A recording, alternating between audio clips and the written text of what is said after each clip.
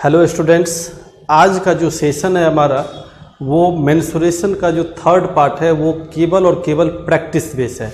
और इसके दौरान हम बहुत सारे हाई लेवल क्वेश्चंस को नहीं लिए हैं, केवल फंडामेंटल थ्योरम्स और ऐसे थ्योरम्स जो कि कहीं ना कहीं हम बनाते के समय में भूल जाते हैं।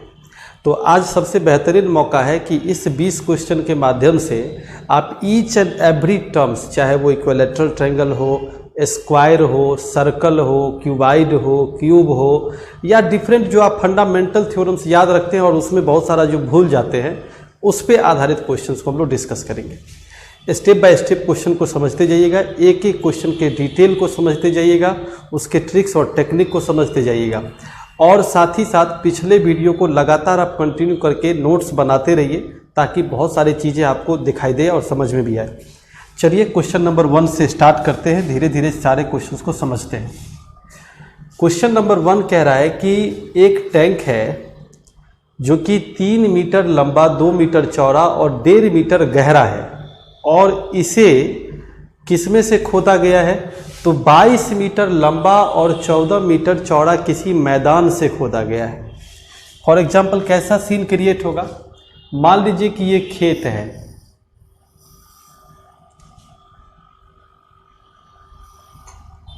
और इस खेत से कहीं ना कहीं एक छोटा सा गड्ढा खोदा गया। मान लीजिए इस तरीके का गड्ढा खोदा गया होगा।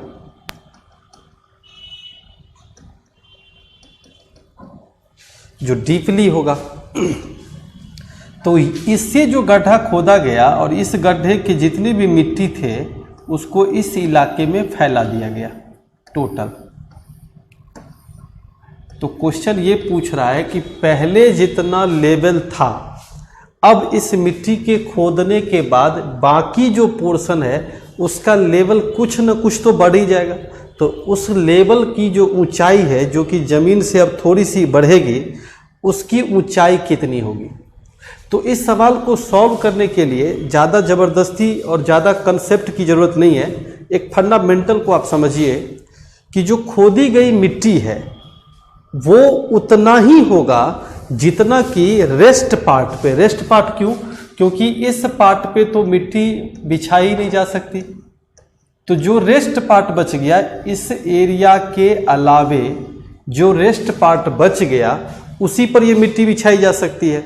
तो जब इस पे मिट्टी बिछाई जा सकती है तो हम कहेंगे कि जो मिट्टी उठेगा और जितनी मिट्टी की क्वांटिटी होगी वो उतनी ही क्वांटिटी किसके बराबर होगी?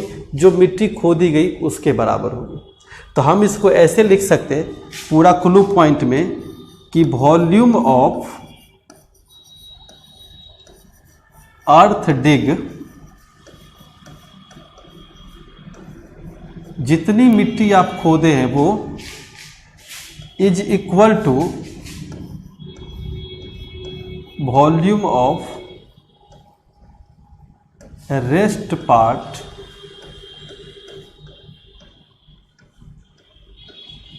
Of field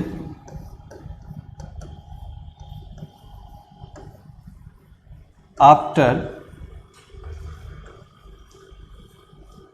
level up. यानी कहने का सेंस ये हुआ कि खोदी गई जो मिट्टी है वो जितने आयतन की होगी उतने ही आयतन, या हम ऐसे कह सकते हैं कि जो भी रेस्ट पार्ट बच गया उस पे उतना ही लेवल उठेगा, उतनी ही मिट्टी से उठेगा जितनी मिट्टी हम खोदेंगे।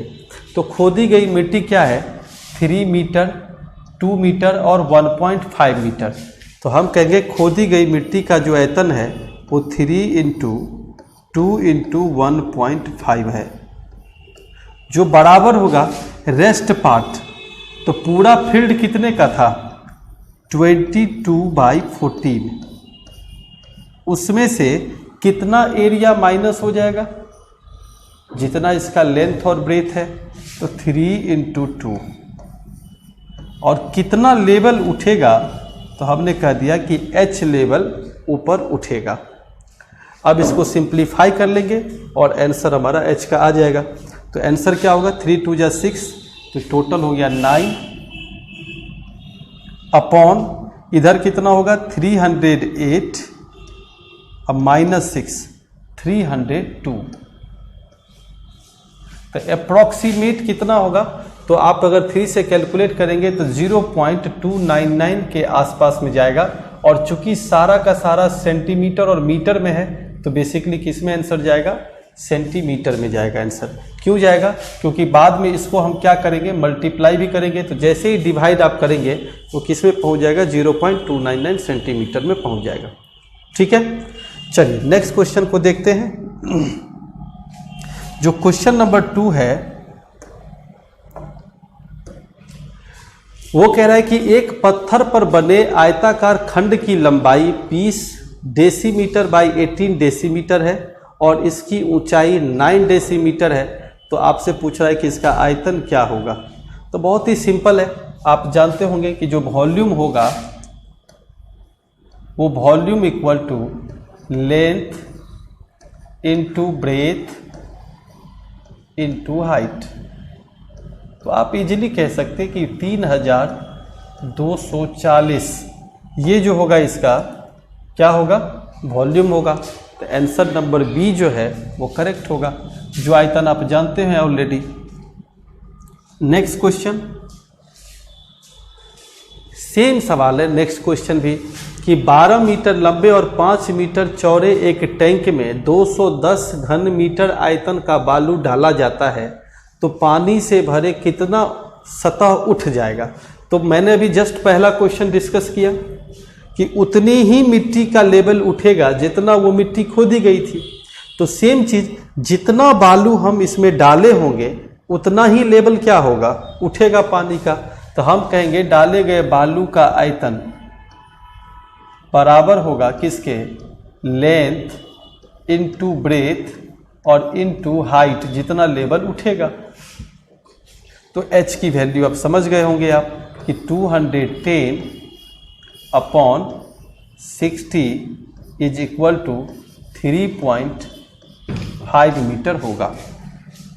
क्लियर है यहाँ तक, कोई दिक्कत नहीं होनी चाहिए। नेक्स्ट जो क्वेश्चन है क्वेश्चन नंबर 4, उसको जरा समझते हैं। क्वेश्चन नंबर 4 क्या कह रहा है कि एक आयताकार खंभा 8 मीटर लंबा, 0.5 मीटर चौड़ा और 2 मीटर मोटा है, 7000 मीटर क्यूब की दर से, ये गलत लिखा हुआ है, बेसिकली रुपया 7000 पर क्यूबिक मीटर की दर से कॉस्ट कितना लगेगा। तो आप समझ गए होंगे कि जो कॉस्ट होगा, cost equal to 8 multiplied by 0.5 into 0.2 into 7000। तो क्या होगा, 5 दूनी 10 पॉइंट और 8 होगा तो 2 दशमलव से 2 जीरो कैंसिल्ड और 10 अट्ठे 80, 8 सत्ते 56, टोटल 5600 रुपया का क्या होगा, कॉस्ट होगा। क्लियर यहाँ तक। यानी कॉस्ट कैसे निकाले, तो टोटल वॉल्यूम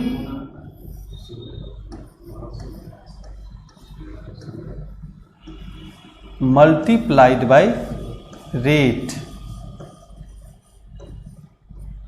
क्लियर यहाँ तक। चलिए नेक्स्ट क्वेश्चन की ओर चलते हैं। ये बहुत ही अच्छा सवाल है, इस क्वेश्चन को देखिएगा। मैंने राइट एंगल ट्रायंगल में कंसेप्ट बताया कि ये एक आइसोस्केलस राइट एंगल ट्रायंगल है और इसका जो साइड होगा वो अगर ये x है तो ये भी क्या होगा, x ही होगा। तो ये कितना होगा, x√2 होगा। तो अब आप इजीली कह सकते हैं कि पेरीमीटर जो होगा वो 2x plus x√2 is equal to, और पेरीमीटर कितने के इक्विवेलेंट दिया है, 2p के इक्विवेलेंट दिया है। समझ रहे। तो x की जो वैल्यू होगी वो क्या होगी, 2p अपॉन 2 प्लस रूट 2, और फाइनली जो एरिया होगा, area equal to 1/2 x square.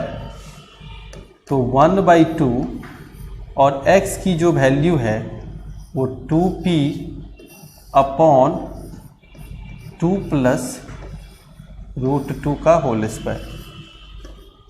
तो फाइनली 4 का कैंसिल्ड आउट, तो क्या बचेगा ऊपर में 2p स्क्वायर, और नीचे क्या हो जाएगा, तो 6 प्लस 4 रूट 2,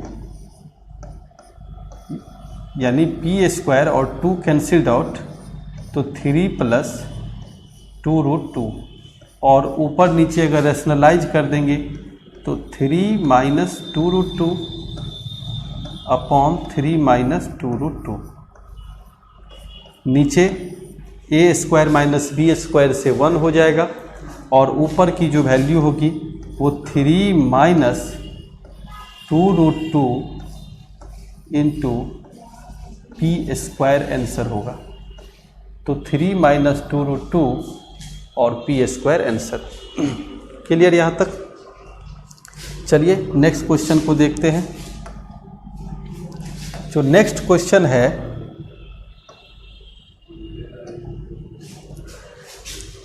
देख के आंसर लगा सकते हैं। मैंने कल ही एक ट्रिक बताया था आपको कि एक अर्धवृत्त के अंतर्गत बना हुआ सबसे बड़े त्रिभुज का क्षेत्रफल उसके रेडियस के स्क्वायर के बराबर होता है। तो इसीलिए आंसर क्या होगा, एक्स स्क्वायर होगा। Okay, question number 7। ये भी याद रखने वाली बात है, ट्रिक है कि अंतःवृत्त और परिवृत्त के त्रिज्या का रेशियो हमेशा अंतःवृत्त 1 और परिवृत्त क्या होगा, रूट 2 होगा। क्लियर? Question number 8। एक वर्ग का क्षेत्रफल है 200। तो ये मान लेता हूं एक स्क्वायर है और इसका एरिया 200 है। तो इसका जो साइड होगा वो ए स्क्वायर के इक्विवेलेंट में 200 दिया हुआ है। तो ए की वैल्यू कितनी होगी, 10 रूट 2, और इसका डायगोनल कितना होगा, नेचुरली 20 होगा। समझ रहे? अब क्वेश्चन में क्या करा है कि एक नया वर्ग बनाया जाता है। मान लेता हूं कि एक और स्क्वायर फॉर्म किया गया,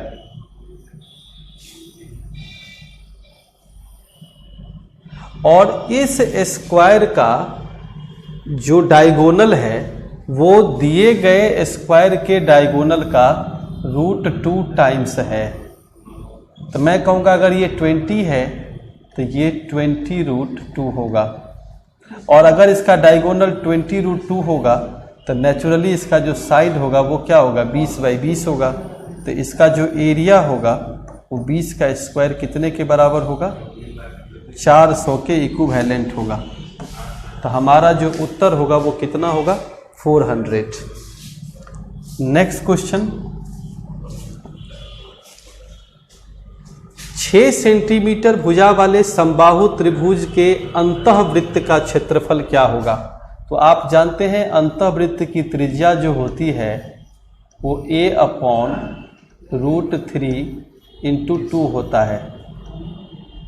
तो 6/2 रूट 3 है। तो फाइनली क्या होगा, रूट 3 होगा। और जो रूट 3 है आपके पास में वो एक्चुअली क्या हो गया कि 3 टाइम्स कट गया। अब क्वेश्चन ये है कि उसके अंतःवृत्त का क्षेत्रफल क्या होगा। तो क्षेत्रफल होगा pi r square pi into root 3 का स्क्वायर, मीन्स 3 पाई के इक्विवेलेंट होगा। तो हमारा जो आंसर होगा वो कौन सा होगा, डी नंबर। ठीक है। क्वेश्चन नंबर 10, सिमिलर सवाल जो प्रीवियस वाला है वही हम लोग जानते हैं कि किसी भी समबाहु त्रिभुज में परिवृत्त की त्रिज्या और अंतःवृत्त की त्रिज्या का रेशियो 2:1 होता है, तो इसका परिवृत्त की त्रिज्या अगर 10 दिया तो अंतःवृत्त की त्रिज्या क्या हो जाएगी, 5 हो जाएगी। तो आंसर हमारा कौन सा होगा, फर्स्ट नंबर। सेम चीज है कि अगर दो वृत्तखंड हैं और उसका त्रिज्या सेम है, त्रिज्या उसका क्या है, सॉरी त्रिज्या उसका नहीं सेम है, चाप जो है ये सेम है, इसकी जो लंबाई है और दूसरे वाले की जो लंबाई है ये सेम है, और एक पे 60 डिग्री का एंगल बनता है, ये R1 और दूसरे पे 75 डिग्री का एंगल बनता है R2। तो लेंथ ऑफ आर्क अगर सेम हो तो एकदम याद रखिएगा कि R1:R2 इक्वल टू एंगल 2:एंगल 1। तो एंगल 2 है 75 डिग्री और एंगल 1 है 60 डिग्री, तो डायरेक्ट उत्तर होगा 5:4। क्लियर यहाँ तक? क्वेश्चन क्या होगा, 5:4। नेक्स्ट जो क्वेश्चन है वो कह रहा है कि एक धातु का तार एक वर्ग के रूप में मोड़ा जाता है, तो सबसे पहला जो एरिया है वो उस स्क्वायर का क्या है, 484। तो इससे साइड कितना निकल के आएगा, 22। पेरीमीटर कितना निकल के आएगा, 4 इंटू साइड, तो 4 इंटू साइड कितना होगा, 88। क्वेश्चन ये है कि आप जब एक स्क्वायर को फिर से कन्वर्ट करना चाहते हैं, किस में, तो कन्वर्ट करना हम चाह रहे हैं एक वृत्त में, तो नेचुरली इसकी जो पेरीमीटर होगी वो भी 88 ही होगी। तो 2 पाई r इज इक्वल टू 88, तो आप एग्जैक्टली कह सकते हैं r इज इक्वल टू 14, और r इक्वल टू 14 जब होगा तो याद कीजिए एरिया मैंने बताया था πr², डायरेक्ट कितने के बराबर, 616 के बराबर। क्लियर यहाँ तक? नेक्स्ट जो क्वेश्चन है वो क्या है, सिंपल है कि भुजाएं एक 5x है और एक भुजाएं 4x है, और बड़ी भुजा पे लंबवत दूरी जो है वो है 20। तो बड़ी भुजा पे लंबवत दूरी अगर 20 होगा तो एरिया क्या होगा, base into height is equal to 1000। तो x की जो वैल्यू होगी वो कितनी हो जाएगी, 10। तो छोटी भुजा कितनी हो जाएगी, 40, और 40 पे परपेंडिकुलर का लेंथ क्या होगा, जो 1000 के इक्विवेलेंट होगा। तो आप इजीली कह सकते हो वाट की वैल्यू कितनी होगी, 25। या तो आप इसको ट्रिक से भी सॉल्व कर सकते थे कि बड़ी भुजा इंटू उस पे पड़ने वाला जो लंब है वो लंब, बड़ी भुजा पे पड़ने वाला लंब कितना है, 20, तो छोटी भुजा पे पड़ने वाला लंब कितना होगा, तो व्हाट इज इक्वल टू 25। तो आप इतने पे भी सवाल को सॉल्व कर सकते थे। क्लियर यहाँ तक? नेक्स्ट क्वेश्चन हमारा क्या है, चतुर्भुज का परिमाप है 40, सम चतुर्भुज है, ये चम चतुर्भुज गलत लिखा हुआ है, सम चतुर्भुज है। तो यहाँ पे सम चतुर्भुज ये 10, ये भी 10, ये भी 10, ये भी 10, और एक एंगल जो है वो गिवन है कितने के, 60 के इक्विवेलेंट। तो आप मेंटली कह सकते हैं कि अगर ये 60 हो जाए तो इस केस में ये लेंथ और ये लेंथ इक्विवेलेंट होगा, तो ये भी क्या होगा, 10 होगा। तो इसका जो एरिया होगा वो नेचुरली इक्विलैटरल ट्रायंगल बनेगा, तो √3/4 इंटू 10²। तो इधर होगा 25√3, और अगर इधर का एरिया 25√3 होगा तो इसका एरिया भी 25√3 होगा।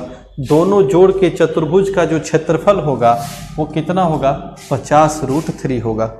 क्लियर? चलिए नेक्स्ट क्वेश्चन को देखते हैं।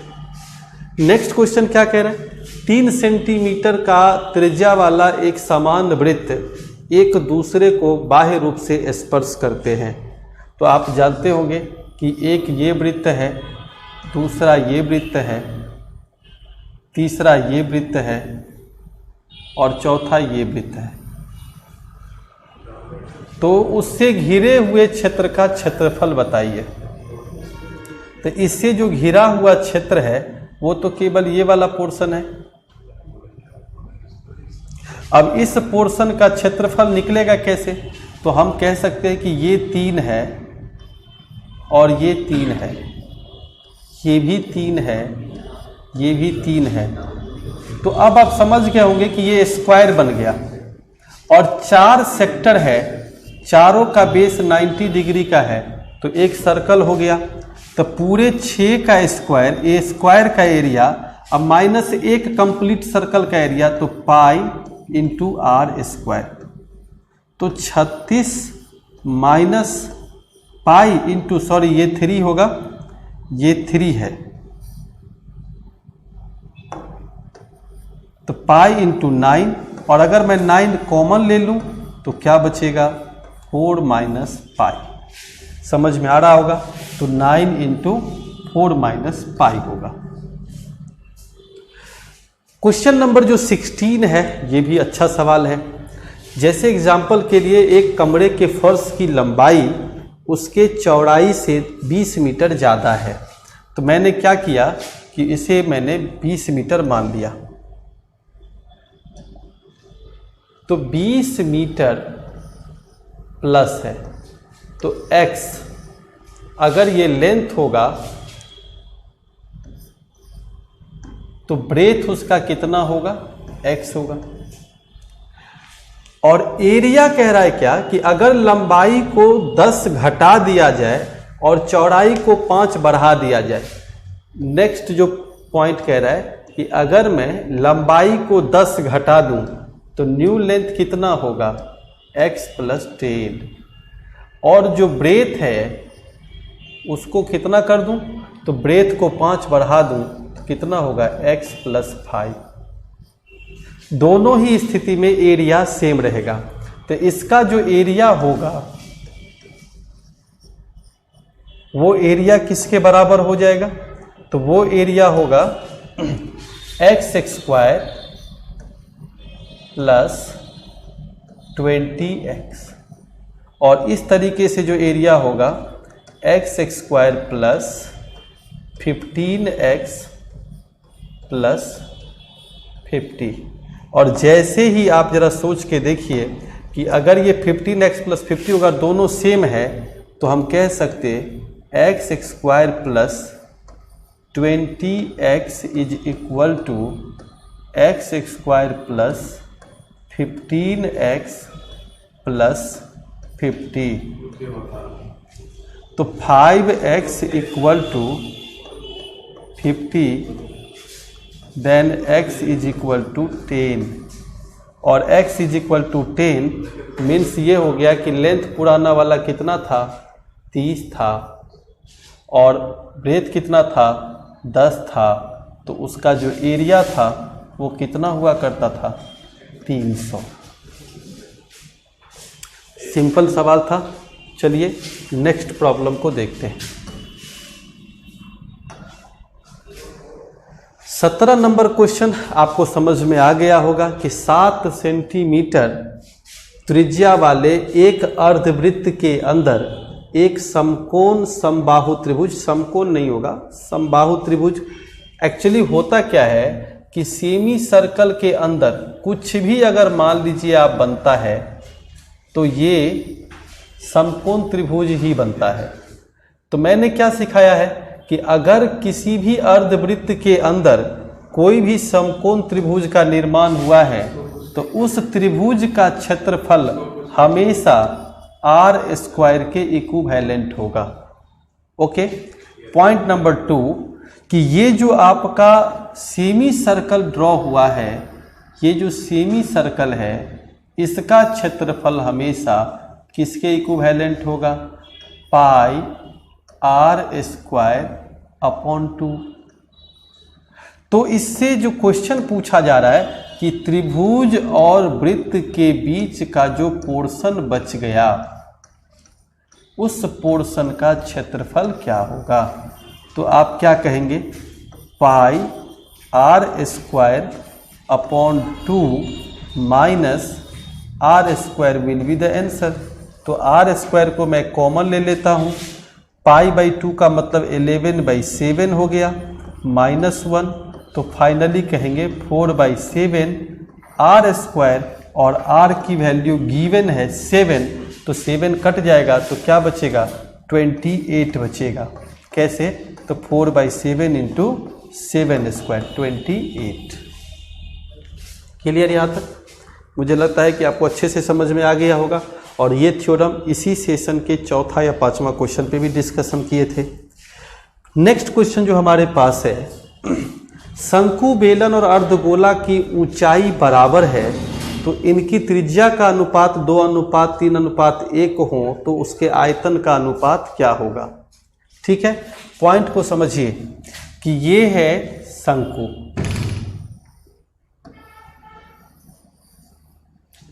और ये है बेलन,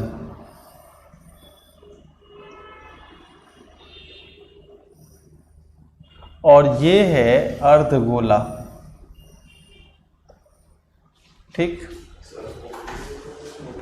तो जो शंकु की त्रिज्याएं हैं, इसकी भी त्रिज्या है 1, इसकी त्रिज्या है 2, 3, और इसकी जो त्रिज्या है वो है 2, दिया हुआ है ना, 2, 3 और 1। अब पॉइंट समझना है कि हाइट क्या होगा। तो इसकी हाइट कितनी होगी, 1, तो इसकी भी हाइट कितनी होगी, 1 ही होगी, क्योंकि ऊंचाई बराबर है। और इसकी भी हाइट कितनी होगी, 1 ही होगी। तो आयतन का रेशियो आप समझ गए होंगे, इसका होगा 1/3 pi r square into h is to, इसका होगा पाई आर स्क्वायर एच, और इसका क्या होगा, तो 2/3 pi r cube. Pi pi pi cancelled out, 4/3 is to 9 is to 2/3। Ratio क्या बनेगा, 4:27:2, और 4:27:2 मीन्स आंसर कौन सा होगा, 3rd नंबर। क्वेश्चन नंबर जो 19 है, एक समकोण पिरामिड का आधार वर्ग का है। तो अगर समकोण त्रिभुज का आधार वर्ग का है और उसका विकर्ण दिया है तो हम इजीली कह सकते हैं कि आधार की जो भुजा होगी वो 24 होगी। क्लियर, आप समझ गए होंगे कैसे 24 होगा। तो अगर हम पिरामिड के सेंस में बात करें तो वॉल्यूम ऑफ पिरामिड क्या होता है, 1/3 area of base into height.